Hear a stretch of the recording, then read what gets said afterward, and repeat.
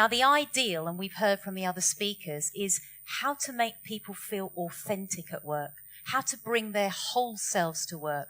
Because trust me, especially when you have an invisible disability, it's very stressful compartmentalizing your life and hiding things and not sharing with your employers, especially when you do need the adjustments in place to be the best that you can be, to thrive, because that's what we all want. But the statistics are, I mean, Kate's mentioned it already, 86% of people who are disabled acquire their disability whilst working.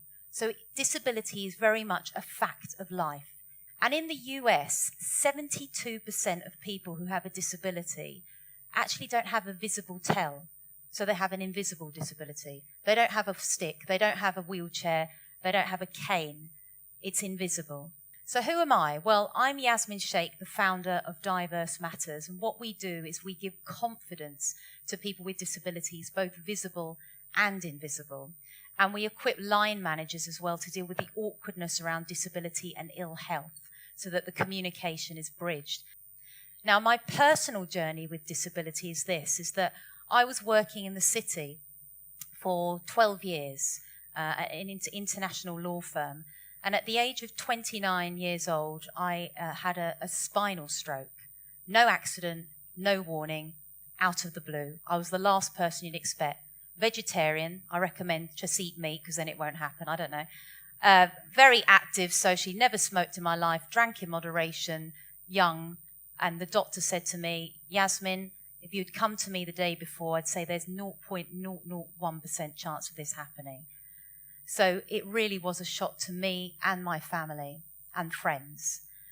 But what I've learned through acquiring this disability is so much. I mean, there were the physical barriers, sure, dealing with a disability, a wheelchair user. At rehabilitation, I learned it wasn't about learning to walk again. It was, how do I adjust to my wheelchair? How do I wash myself? How do I dress myself? How do I get around? How do I even carry a cup of tea? And I was the first disabled person I'd met. I didn't know what I was doing. But what really struck me is how other people looked at me differently. Because I looked out of the same eyes, but other people saw me differently.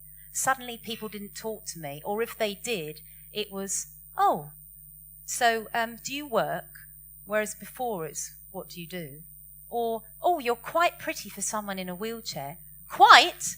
People have such a soft bigotry of low expectations sometimes of people with disabilities, especially visible, because it's there to be seen. You can't hide it. So my interactions with people are so different now because of the way they look at me and treat me very differently. What are the skills that people with disabilities can bring to an organisation? We are exceptionally good at problem solving. Because guess what? The world is not catered for us. It is getting better with accessibility, but our brains are like Google, because now we've got to think around a problem.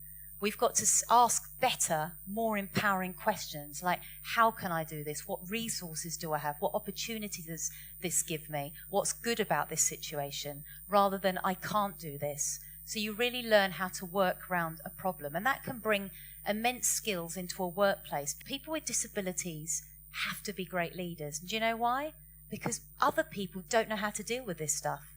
There's so much awkwardness. If you don't have disability in your lives, if you don't experience it, you really are, quite fearful of it sometimes, because I think you think, what if it happened to me and how would I cope? So there is a fear and there's a lot of misconceptions about disability.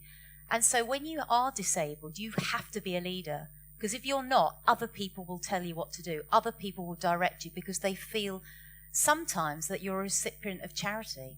And also resilience, tenacity as well, and dealing with failure.